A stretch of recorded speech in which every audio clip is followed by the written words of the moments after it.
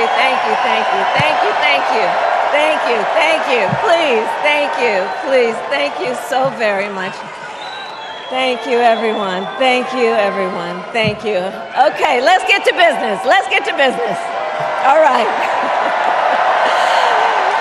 So let me start by thanking my most incredible husband, Doug, for being an incredible partner to me, an incredible father to Cole and Ella, and happy anniversary, Dougie. I love you so very much. To our President Joe Biden, when I think about the path that we have traveled together, Joe, I am filled with gratitude.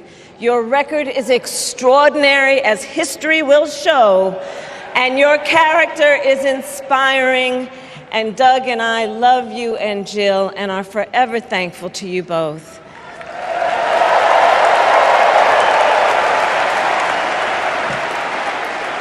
And to Coach Tim Walz,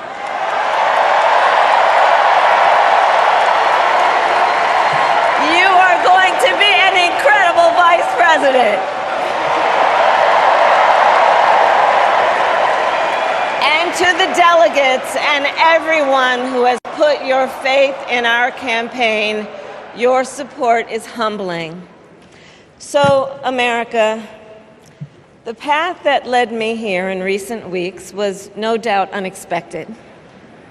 But I'm no stranger to unlikely journeys. So, my mother, our mother, Kamala Harris, had one of her own. And I miss her every day, and especially right now.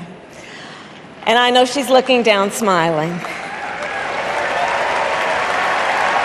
I know that. So my mother was 19 when she crossed the world alone, traveling from India to California with an unshakable dream to be the scientist who would cure breast cancer. When she finished school, she was supposed to return home to a traditional arranged marriage. But as fate would have it, she met my father, Donald Harris, a student from Jamaica. They fell in love and got married, and that act of self-determination made my sister Maya and me. Growing up, we moved a lot. I will always remember that big Mayflower truck packed with all our belongings, ready to go to Illinois, to Wisconsin, and wherever our parents' jobs took us. My early memories of our parents together are very joyful ones. A home filled with laughter and music, Aretha, Coltrane, and Miles. At the park, my mother would say, "Stay close." But my father would say, as he smiled, "Run, Kamala, run. Don't be afraid. Don't let anything stop you."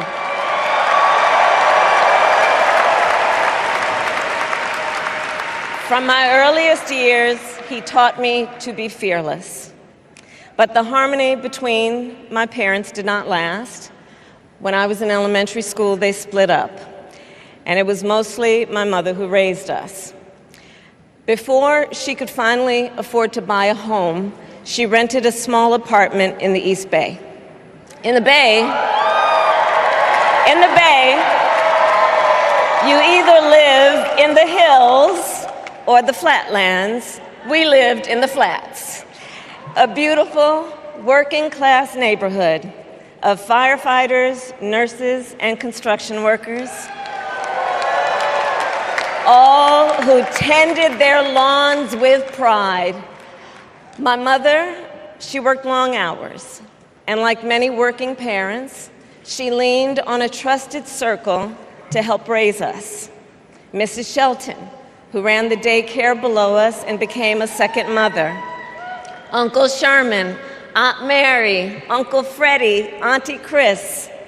None of them family by blood, and all of them family by love.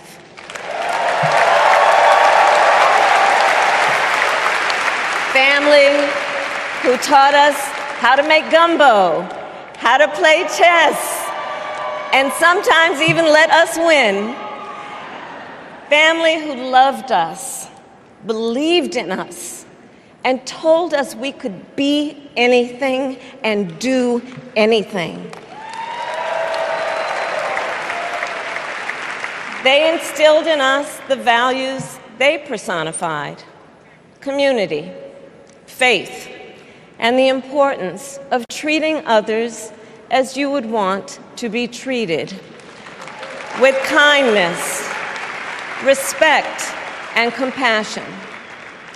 My mother was a brilliant, 5-foot-tall, brown woman with an accent. And as the eldest child, I saw how the world would sometimes treat her. But my mother never lost her cool. She was tough, courageous, a trailblazer in the fight for women's health, and she taught Maya and me a lesson that Michelle mentioned the other night. She taught us to never complain about injustice, but do something about it. Do something about it. That was my mother. And she taught us, and she also taught us, and never do anything half-assed. And that is a direct quote. A direct quote. I grew up immersed in the ideals of the civil rights movement. My parents had met at a civil rights gathering, and they made sure that we learned about civil rights leaders, including the lawyers like Thurgood Marshall and Constance Baker Motley, those who battled in the courtroom to make real the promise of America. So at a young age, I decided I wanted to do that work. I wanted to be a lawyer. And when it came time to choose the type of law I would pursue, I reflected on a pivotal moment in my life. You see, when I was in high school, I started to notice something about my best friend, Wanda.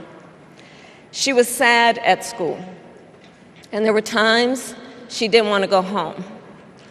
So one day I asked if everything was all right, and she confided in me that she was being sexually abused by her stepfather.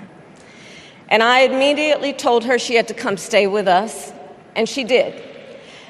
This is one of the reasons I became a prosecutor, to protect people like Wanda, because I believe everyone has a right to safety, to dignity, and to justice.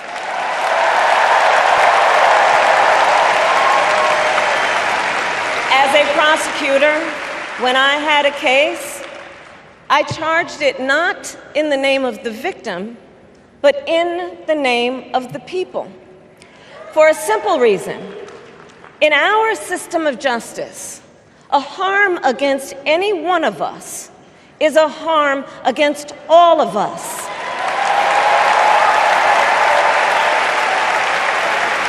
And I would often explain this to console survivors of crime, to remind them no one should be made to fight alone.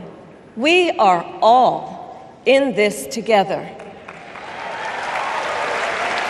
And every day, in the courtroom, I stood proudly before a judge and I said 5 words: Kamala Harris for the people.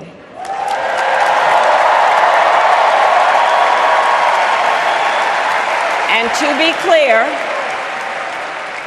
be clear, my entire career, I've only had one client, the people.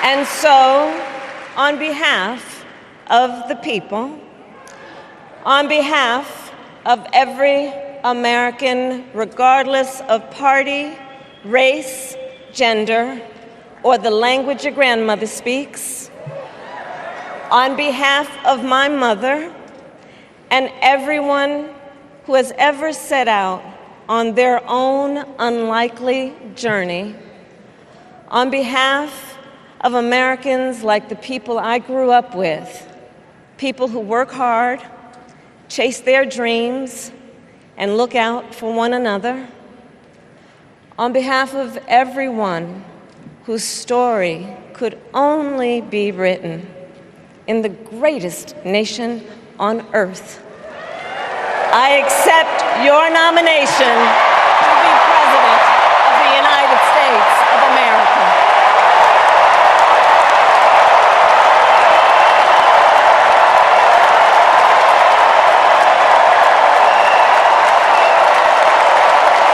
And with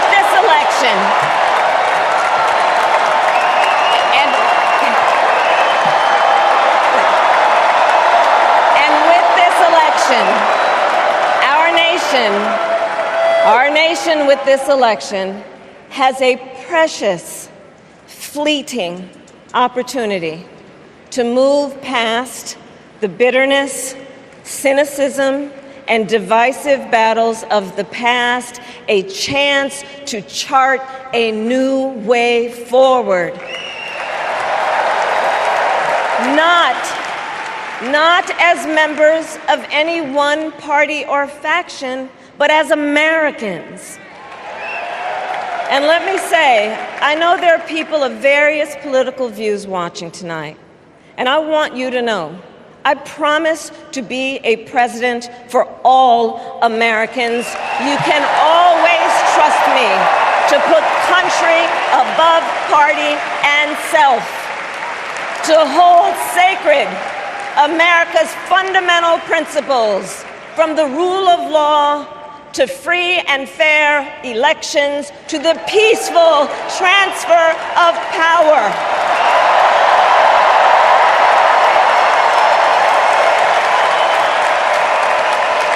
I will be a president who unites us around our highest aspirations, a president who leads and listens, who is realistic, practical, and has common sense, and always fights for the American people. From the courthouse to the White House, that has been my life's work. As a young courtroom prosecutor in Oakland, California, I stood up for women and children against predators who abuse them. As Attorney General of California, I took on the big banks, delivered $20 billion for middle-class families who faced foreclosure, and helped pass a homeowner Bill of Rights, one of the first of its kind in the nation. I stood up for veterans and students being scammed by big for-profit colleges, for workers who are being cheated out of their wages, the wages they were due, for seniors facing elder abuse. I fought against the cartels who traffic in guns and drugs and human beings, who threaten the security of our border and the safety of our communities. And I will tell you, these fights were not easy, and neither were the elections that put me in those offices. We were underestimated at practically every turn, but we never gave up, because the future is always worth fighting for.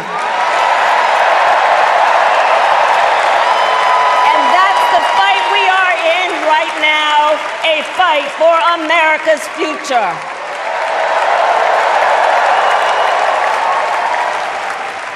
Fellow Americans, this election is not only the most important of our lives, it is one of the most important in the life of our nation. In many ways, Donald Trump is an unserious man. But the consequences of putting Donald Trump back in the White House are extremely serious. Consider not only the chaos and calamity when he was in office, but also the gravity of what has happened since he lost the last election. Donald Trump tried to throw away your votes. When he failed, he sent an armed mob to the United States Capitol, where they assaulted law enforcement officers. When politicians in his own party begged him to call off the mob and send help, he did the opposite. He fanned the flames. And now, for an entirely different set of crimes, he was found guilty of fraud by a jury of everyday Americans and separately found liable for committing sexual abuse. And consider what he intends to do if we give him power again. Consider his explicit intent to set free violent extremists who assaulted those law enforcement officers at the Capitol. His explicit intent to jail journalists, political opponents, and anyone he sees as the enemy. His explicit intent to deploy our active duty military against our own citizens. Consider the power he will have, especially after the United States Supreme Court just ruled that he would be immune from criminal prosecution. Just imagine Donald Trump with no guardrails, and how he would use the immense powers of the presidency of the United States, not to improve your life, not to strengthen our national security, but to serve the only client he has ever had, himself.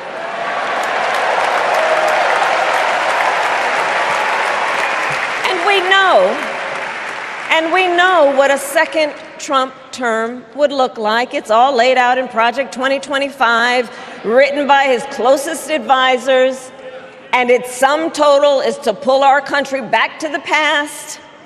But America, we are not going back. We are not going back. We are not going back. We are not going back to when Donald Trump tried to cut Social Security and Medicare. We are not going back to when he tried to get rid of the Affordable Care Act, when insurance companies could deny people with pre-existing conditions. We are not going to let him eliminate the Department of Education that funds our public schools.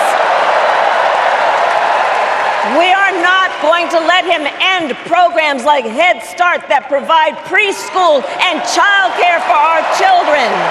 America, we are not going back.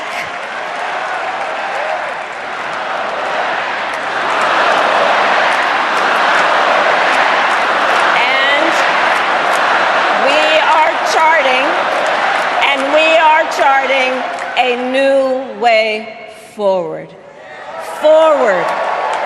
To a future with a strong and growing middle class, because we know a strong middle class has always been critical to America's success. And building that middle class will be a defining goal of my presidency.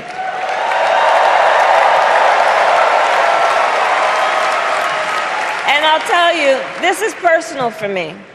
The middle class is where I come from. My mother kept a strict budget. We lived within our means, yet we wanted for little.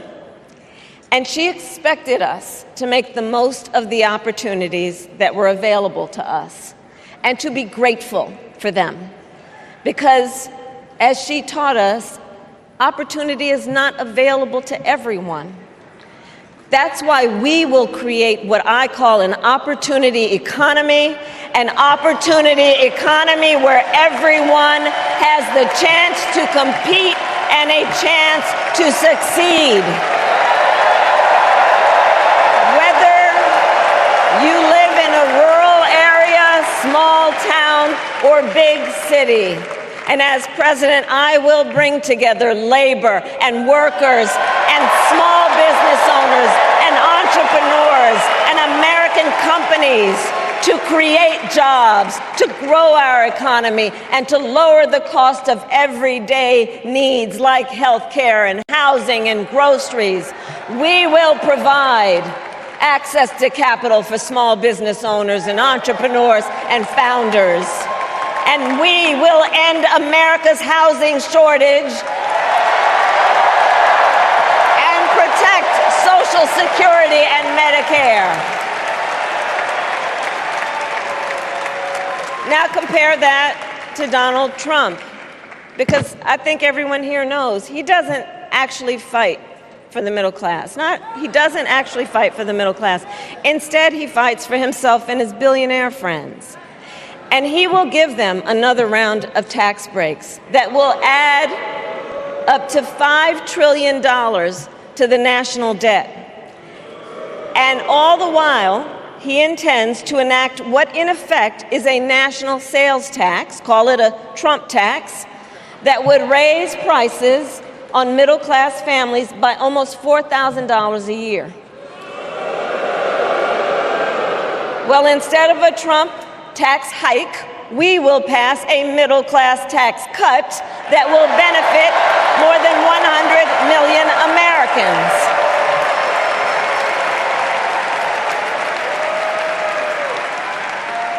Friends, I believe America cannot truly be prosperous unless Americans are fully able to make their own decisions about their own lives, especially on matters of heart and home.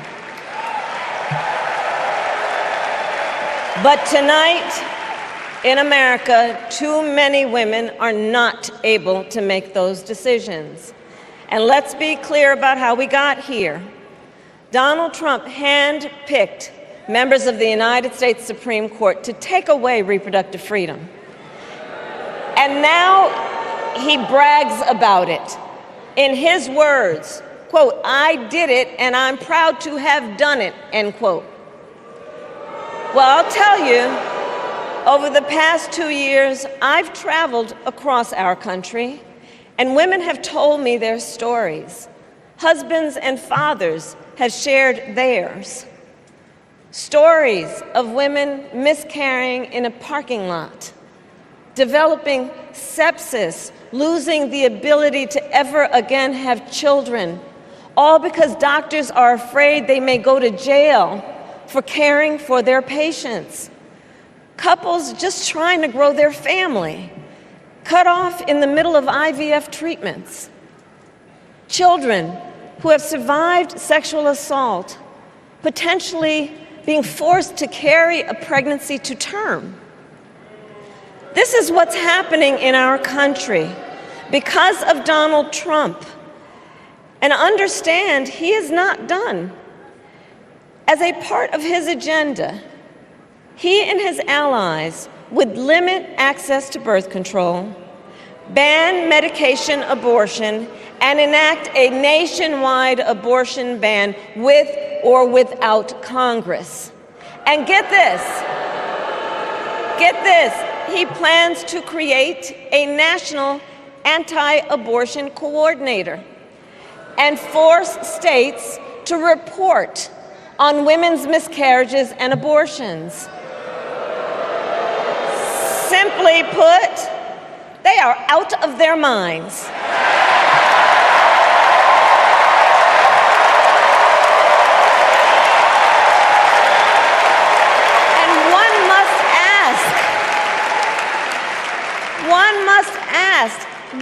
Why exactly is it that they don't trust women? Well, we trust women. We trust women. And when Congress passes a bill to restore reproductive freedom, as President of the United States, I will proudly sign it into law.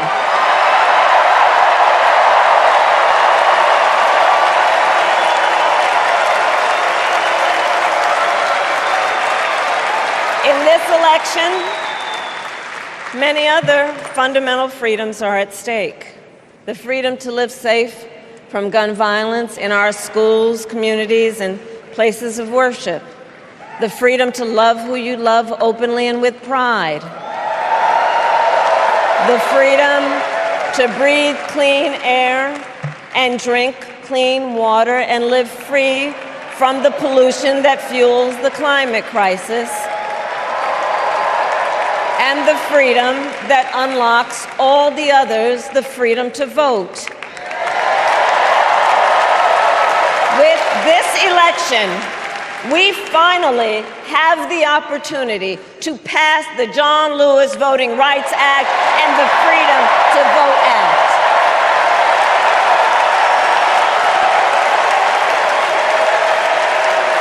And let me be clear. After decades in law enforcement, I know the importance of safety and security, especially at our border. Last year, Joe and I brought together Democrats and conservative Republicans to write the strongest border bill in decades. The Border Patrol endorsed it. But Donald Trump believes a border deal would hurt his campaign. So he ordered his allies in Congress to kill the deal. Well, I refuse to play politics with our security. And here is my pledge to you. As president, I will bring back the bipartisan border security bill that he killed, and I will sign it into law. I know we can live up to our proud heritage as a nation of immigrants and reform our broken immigration system. We can create an earned pathway to citizenship and secure our border.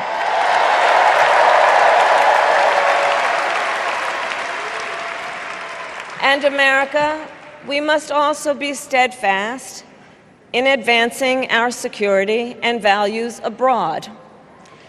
As Vice President, I have confronted threats to our security, negotiated with foreign leaders, strengthened our alliances, and engaged with our brave troops overseas.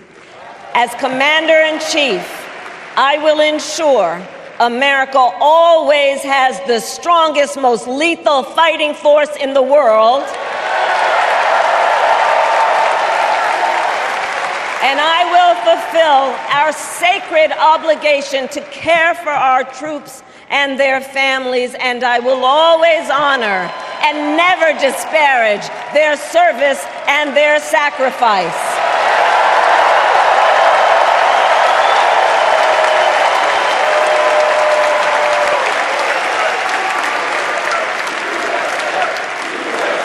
I will make sure that we lead the world into the future on space and artificial intelligence, that America, not China, wins the competition for the 21st century, and that we strengthen, not abdicate, our global leadership.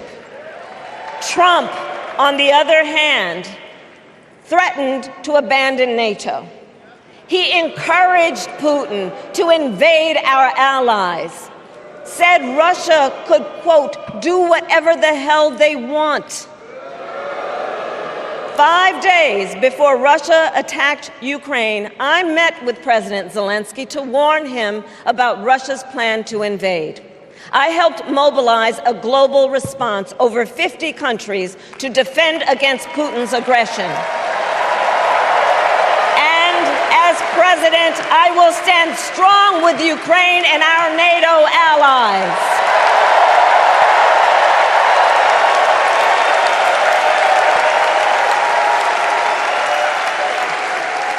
With respect to the war in Gaza, President Biden and I are working around the clock because now is the time to get a hostage deal and a ceasefire deal done.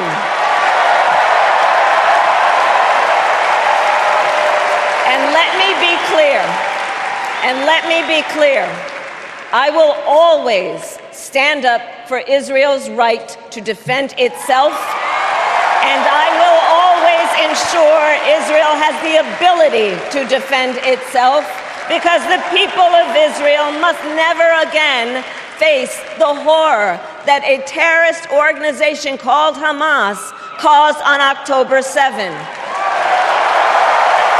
including unspeakable sexual violence and the massacre of young people at a music festival. At the same time, what has happened in Gaza over the past 10 months is devastating. So many innocent lives lost. Desperate, hungry people fleeing for safety over and over again. The scale of suffering is heartbreaking. President Biden and I are working to end this war such that Israel is secure, the hostages are released, the suffering in Gaza ends, and the Palestinian people can realize their right to dignity, security, freedom, and self-determination.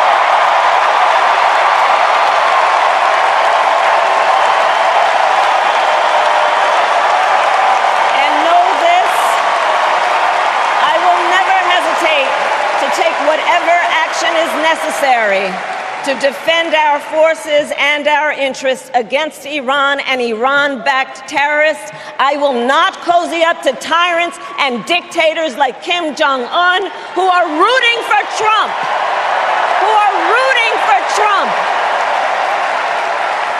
Because, you know, they know he is easy to manipulate with flattery and favors. They know Trump won't hold autocrats accountable because he wants to be an autocrat himself.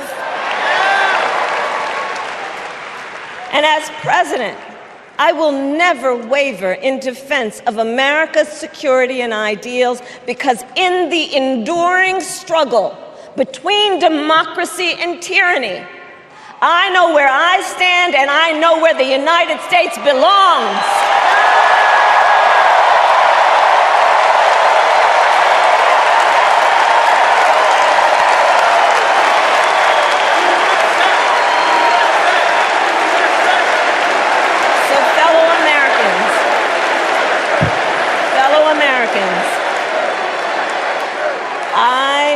I love our country with all my heart. Everywhere I go, in everyone I meet, I see a nation that is ready to move forward, ready for the next step in the incredible journey that is America.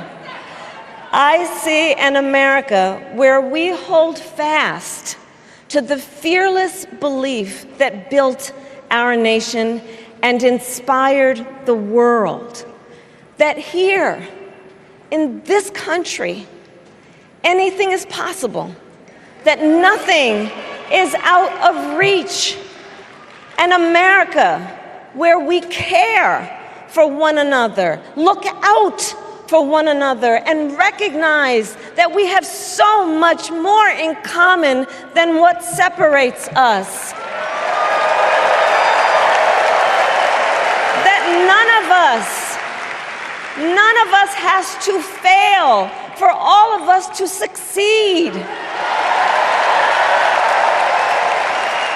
And that in unity there is strength. You know, our opponents in this race are out there every day denigrating America, talking about how terrible everything is. Well, my mother had another lesson she used to teach. Never let anyone tell you who you are. You show them who you are. America, let us show each other and the world who we are and what we stand for. Freedom, opportunity, compassion, dignity, fairness, and endless possibilities.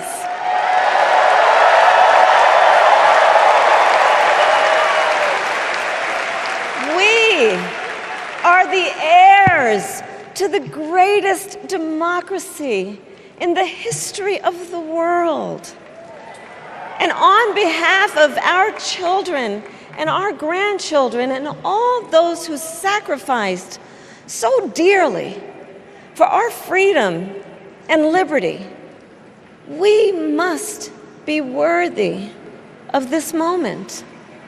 It is now our turn to do what generations before us have done, guided by optimism and faith, to fight for this country we love, to fight for the ideals we cherish, and to uphold the awesome responsibility that comes with the greatest privilege on earth, the privilege and pride of being an American.